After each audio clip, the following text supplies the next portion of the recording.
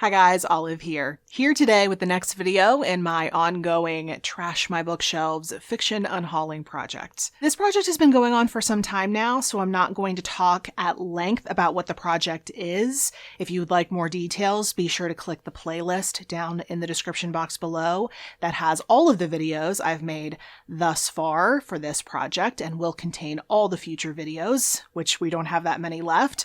But just in case you're new around here, or in case this is the first video you've ever seen from this project, I have been trying to reduce the number of unread fiction books that I currently own. I used to keep all of my unread fiction books on this far bookshelf behind me. There were a total of 5 shelves of fiction that I wanted to go through throughout this project. And for each shelf, I have made and continue to make 2 different videos. The first video is the one in which you get to see the books. I take all the books off of that specific shelf and I show them to you one by one. I tell you a little bit about the book, whether or not I have any history with that particular copy, and I talk to you about how I'm feeling currently about that book, whether or not I'm thinking about keeping it, whether or not I'm thinking about getting rid of it. And then I give you a 2 to 3 week period to give me all of your opinions on any or all of the books contained in that video. After giving you that period of time to give me all of your feedback on whether or not you think the books are still worth reading, worth keeping around, I start to make some decisions. I sit down and look at all of the books and try to sort them into what I want to keep and what I want to get rid of. Well, inevitably, there are always a handful of books that I still don't know what to do with, even after consulting your comments. Either opinions in that comment section were really mixed, or I didn't get any comments on particular books and I just need more information. So what I do with those books, I always cap it at a maximum of 5 per shelf. I make the second video for each shelf, which is a try a chapter tag, where I read 20 to 25 pages from each of those 5 books, and then I use the information that I gather from reading those small snippets of the books to help me make my final decisions. This video I'm doing here today is that second type of video, the try a chapter tag. So in the previous video that I made for this project, I showed you all of the books that used to live on shelf number 4. You have told me your opinions on them. I have taken those into account. I've made a lot of decisions already, but there are still 5 books. These 5 books that I don't know what to do with. So I'm going to read a little bit from each of these in today's video, and we'll figure out what I'm going to do with them by the end. As always, I'm going to be starting from right over here because it's on the top of the pile. And this book is Dryland by Sarah Jaff. And I said in the Shelf 4 video, the first video for Shelf 4, that I got this in a Book Riot quarterly box, which a number of you told me that you did too. And I felt pretty confident when I was making that video that this is a book that I wanted to keep. I have really been enjoying coming of age novels this year. I've read some really good ones. So I was feeling like I wanted to keep this. And when I went to read the comments, I saw that people had lukewarm things to say about this one. Other people got it in the Book Riot quarterly box and didn't really care for it, or ended up getting rid of it because it didn't really call out to them. So I actually took it off of the pile of the books that I thought I was keeping. I always do that kind of preliminary organization based on what I've said in the video, and then I move things around as I read all of your feedback. This was a book that was on the likely going to keep pile, and I took it off of that pile based on your comments because it just didn't seem all that great. So I started to question whether or not I actually wanted to keep it. So I'm going to go read the very early pages of this off camera, and I'll be right back to let you know what I think. Hi. Okay. This video isn't off to the best start because I kind of hated this. There's not even that much to talk about when it comes to what happened in the pages that I read, but basically we follow this teenager named Julie, and you can tell she's really, really interested in becoming a swimmer, like joining a swim team. She keeps looking at all these swimming magazines. Obviously, it's something that's been drawing her attention. People are telling her that she's built for it, that she would be a really good swimmer. And I think by the end of this section, she is leaning toward becoming a swimmer, just leaning into it. But all the rest of it is just really boring teenager stuff. Like Julie and her friend going to the river market to scope out skateboarders, or her working for the yearbook because she seems to still be in high school. And it's all written in this very grocery list kind of way. Like you're reading someone's diary, right? You get really excited. Maybe I'll get some salacious details. But no, it's just a play-by-play of that person's everyday life. snooze fest. I am so glad that people spoke up in the comment section about this book because I was fully ready to keep this. My outlook when it comes to coming-of-age novels has been a lot rosier lately because I've read some good ones recently, but I think I was allowing that to skew my feelings toward this book. I think it was putting me in a pro-coming-of-age novels mindset, and I think I needed that dose of reality when it comes to this book because had I kept this because of those feelings and then tried to read this later on down the line and ended up feeling the way I'm currently feeling about this book, I would have been so mad that I let this book have shelf space for even longer than it already has. I think this one needs to go. It is definitely not for me. All right, let's move on to the next book and hope for better things. I'm actually a lot more optimistic about this next one because it's kind of the opposite situation that I experienced with Dryland, because I was ready to get rid of Serious Blooms at Night. I couldn't remember where I got it. It didn't sound all that appealing. So I put it in the preliminary, I'm probably getting rid of this pile. And then I started to get really nice comments about this one. People said it's beautiful, it has some nature writing, albeit with themes of decay, which is not a deterrent for me. I like things a little bit dark, especially this time of year. So it's beautiful, it has nature writing, and is potentially a little bit dark. That's just catnip for me. This absolutely started to sound like something I would actually enjoy, so I plucked it right off of the probably getting rid of this pile and put it into the try a chapter pile, because I have to see what's going on in here because it sounds like something I would really like. This is potentially the second time that comment section has come through for me and pointed me in the right direction when it comes to the decisions about these books. So I'm going to go read a little bit from this and we'll see what I think. Be right back. Okay, I am back. And wow, that was a drastically different experience than the first book because I really, really liked this. In these early pages, we're becoming acquainted with the narrator of this book, a man by the name of Nurse Tyler. He is the only male nurse on this fictional Caribbean island. He's gay, and it seems like everyone knows it, but he is not able to be out. But then we're introduced to this old woman, this elderly woman who is brought to the facility at which Nurse Tyler is working. And the situation with her is that she's been accused of some sort of a violent crime. We're not told exactly what that is, but they don't want to prosecute her. They don't want to investigate her because she is so elderly. So instead, they're just going to send her to this facility to live out the rest of her days. Everyone at this facility, all the other nurses, everyone else in charge, they're all scared of this woman because of what she's been accused of, but she's very old and infirm. It's obvious she's not going to hurt anyone, but no one wants to deal with her besides Nurse Tyler. So he starts spending time with her. He gets her to eat when she needs to eat. She hasn't been eating. He gets her to eat. He spends time with her. He gives her companionship. He's just really kind and empathetic toward her when nobody else is. So Nurse Tyler and this elderly woman start to build this connection. They're spending all this time together because Nurse Tyler is the only one willing to be around her. So it's really beautiful to see the bond they start to build. And we start to realize that Nurse Tyler feels extra connected to this old woman because she's nonverbal at the time that he meets her. And he also feels that there are so many things he can't say because he's hiding big parts of himself because of his sexuality and his need to be closeted. I really like the writing in this book. I thought there were maybe one or two occasions where it got a little bit clunky, but this book is this author's debut novel, so I think that's to be expected in a first novel, but other than that, I thought everything flowed really well. I'm invested in these characters already. I love the bond that they share. I really want to know what the story of this old woman is. Why is she accused of this crime? Did she actually do it?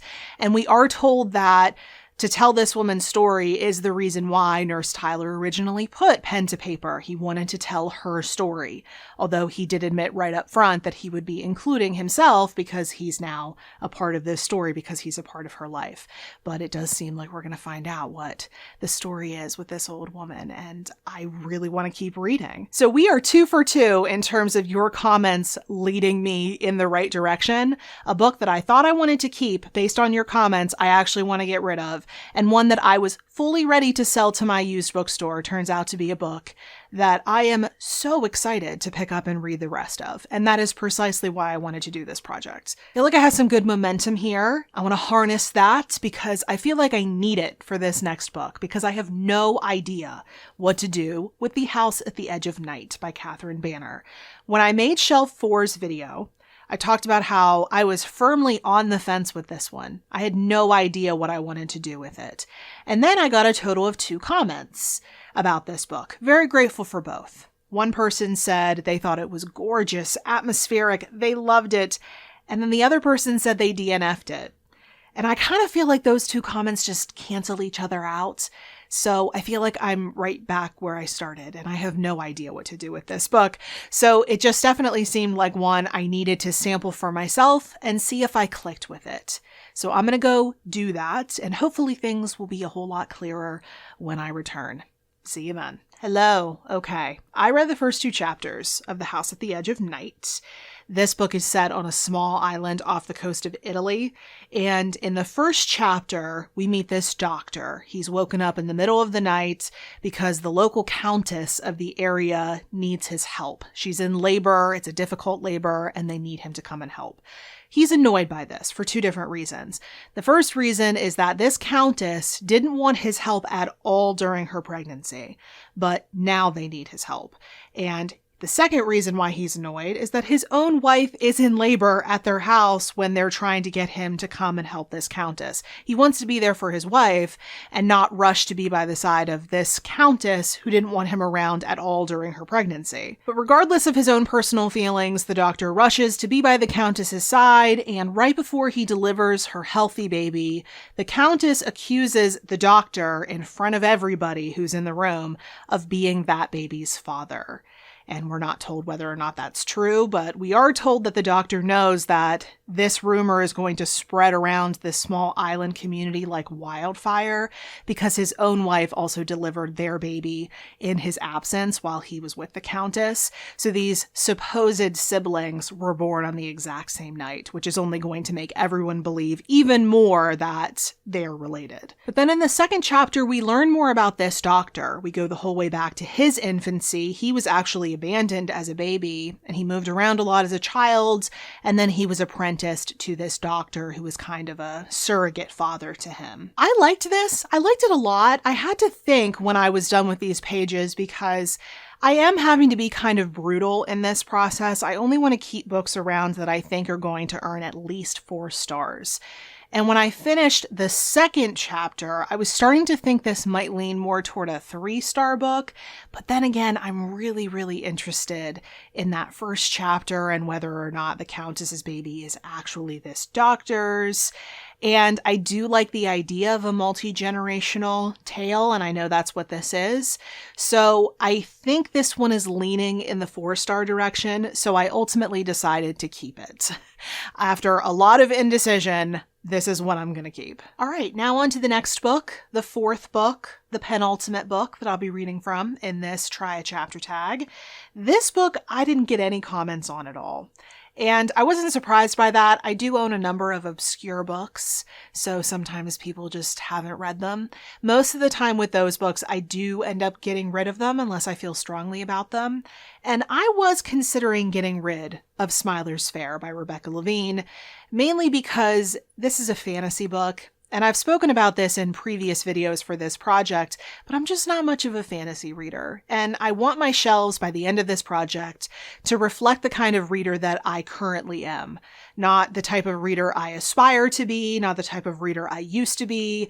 I want them to be books that I am realistically going to pick up. Those are the types of books I want on my shelves. And I don't read a lot of fantasy. I read it very sparingly, and I mainly prefer to get those books from the library because I only read them once. But this one, it has comparisons to The Night Circus. It is one of the main reasons why I want to give this one a try. It's also so beautiful. I just knew I wouldn't feel right getting rid of this without trying it first. So I'm going to do that, and we'll see how it goes. I'll be right back. All right, I'm back. And I'm here to confirm something that I've already spoken about, and that this project, this series, is just making abundantly clear to me.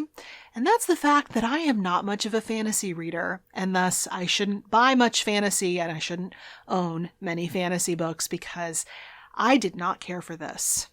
First of all, it opens with a pretty gruesome C-section scene, if you can call that a C-section. The queen is pregnant in this world, and her baby is condemned to death. We don't know 100% why, but the baby is cursed in some kind of a way. So the queen knows that the baby's going to be killed as soon as she delivers it. So before it's time for her due date, she has her maid cut the baby out of her so that she can take the baby away and he can be safe. And that's just the prologue. When the actual book gets going, we start to be introduced to this rather large cast of characters, kind of rapid fire. So you get a page to a page and a half with any one character, they're introduced, and then it's directly on to the next one. And that's not enough time for me to feel invested in any one of these characters, to even know anything about them. Like, I thoroughly suspect this would be the type of book where I would need a character list, because otherwise I'm just flipping back and forth when a new character is being spoken about, like, wait, who was that? And that really pulls me out of a story, and it's one reason why I just really struggle with fantasy books. The Smiler's Fair itself seemed like a pretty interesting setting. The small amount I got to read about it anyway, or mainly just being introduced to characters one after another. But the small amount I did read about the fair, I'm not understanding the comparisons to the night circus. And I think it's just that thing that publishers do, where because the night circus was so successful, anything that comes out any time after that has a circus or a fair or anything like that in it is going to be compared to the night circus, because they're trying to get those readers to pick up this book. But the fact that this was compared to the night circus was kind of the one thing keeping me interested. And after really not liking the prologue and being concerned about the number of characters in what is a relatively short fantasy book, I think I'm just going to go ahead and say it's probably not a good idea for me to keep this one. I don't think this is a book for me. All right, it is now time for the final book in this Try a Chapter tag. And I have to say, this is one of the books that got the most comments in that Fourth Shelf's videos comment section. It's Possession by A.S. Byatt. And based on the comments that I got on this book, it seems to be like one of those books that people either really love or absolutely hate. Now, like I said in the Shelf 4 video, I did read the early pages of this many years ago. It was a library copy, but I don't really remember what happens in it. I just remember it being slow. So I am still pretty confident that reading the early pages, even though I technically have read them before, I still think it'll be a good sample because I don't remember what happens, and I'm a much different reader now. So I'm very curious to see if I'm going to have a different reaction. So here I go. Be right back. All right, I am back for the last time in this video. And before I start talking about how I felt about this, I just have to say that I love this used copy that I have. I am so glad I bought this when I found it. It is worn in the best possible way. It has these rounded edges that used books get when they've been read a lot. The pages are just soft. The spine is broken in just the right place where it just flops open and stays open regardless of where you are in the book. It's just so comfortable to read. And that actually proved the perfect primer for me to become invested in this book right away, because it opens with this research assistant looking at this really old book. It was written by this Victorian poet, and it was that poet's own copy, so he has annotations everywhere. So the research assistant is using the copy of the book just for the day within the library to look something up. But while he's paging through this really old book, he finds these 2 drafted letters, so early drafts of a letter. We don't know yet if there's a final version of this letter, but this Victorian poet was writing this letter to a woman that he had met and felt a connection with, and he's trying to find the right wording to see if this woman wants to meet him again. That was the first chapter, and then in the second chapter we learn more about this research assistant, the one who found the letters. We learn more about his background, his personal background, his academic background. We see that he's living with his long-term partner who is very miserable with her own life, so he doesn't have a very happy home life. But we also find out that he stole those 2 drafted letters from the library because he's very, very interested to know more about them. Most specifically, he wants to know, who were they addressed to? I was prepared to have a similarly lukewarm reaction to this book that I remember having back in 2013 or 2014. I don't remember what I read of this book, but I remember not feeling very excited about it. I remember it being very slow. And it's not like it wasn't slow this time around. It's just that I think I'm different coming into this book because it actually hooked me this time. Don't get me wrong, it is very prim, it is very studious in its presentation, but I like that about it this time. Thinking back to the type of reader I was back when I would have picked this up the first time, I think I was completely unprepared to read this. I had not really read any Victorian literature, and I was very unused to reading this type of fiction. Really, at the time, I was getting into reading fiction, just period. I was mainly a nonfiction reader. I had read some fiction when I was a kid and as a young adult, but as an adult, I had really only had a lot of experience reading nonfiction in school. That was one of the things that appealed to me about starting to watch BookTube and take recommendations from BookTube back in 2014, is that I was starting to get to know myself as a fiction reader. And I was just not ready to read this. I was not in a place that I would have gotten the most out of this back then. For the kind of reader I am now, this seems more or less perfect for me. I'm actually really glad that I've kept this used copy around long enough for me to be ready for it, because I am totally excited to read this now. All right, let's talk about the final results. I'm going to be keeping Possession, The House at the Edge of Night, and Serious Blooms at Night. And I'm going to be getting rid of Smiler's Fair and Dryland. If you're curious to see which books I'm getting rid of from shelf 4, be sure to go over and check out my Instagram. There is a photo up there right now containing all the books that I will be selling to my local used bookstore, including the 2 books from today's video that did not make the cut. And when you go check out that photo, leave me a comment on that photo with any kind of moon emoji, since we had a lot of books dealing with nighttime in this video, just so I know that you're coming to that photo from this video. The link to my Instagram, as well as links to all the rest of my social media profiles, can be found at the bottom of the description box below. But if you have any comments about anything you've seen in this video or about anything in general, feel free to leave me a comment in the comment section below. Thank you so much for watching. I hope you're having a wonderful day. I will see you in the next video.